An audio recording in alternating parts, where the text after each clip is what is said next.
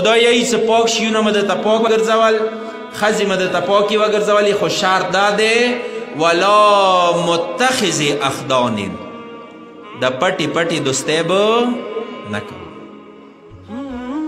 ای خدای وعده دی او خدای وعده دی ولا تقربوا الزنا انه کان فاحشة وساء سبیلا.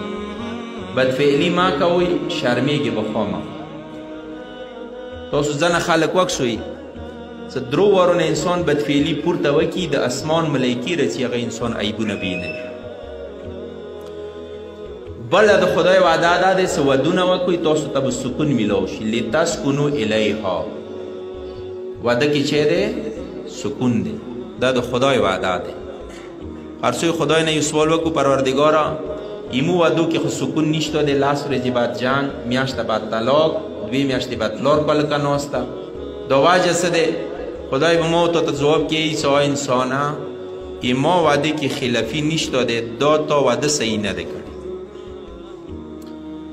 یعنی څه مراد و مقصد؟ مراد و مقصد دا دی څه 15 کاله تا نامشروعه دوستۍ کوله، هغه نه وروسته تا واده کړی دی.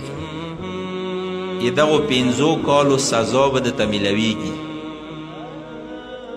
پس د ایمو زندګۍ څه ډېرې خرابې کړي دي، هغه نامشروع دوستۍ خرابې کړي. یو د خدای یاد نشته دی، بل داسې ځانه پورته څه کسانو ته سترګې غړوو. دریمه خبره داسې ایمو دوستۍ شریعت په مطابق نه دي.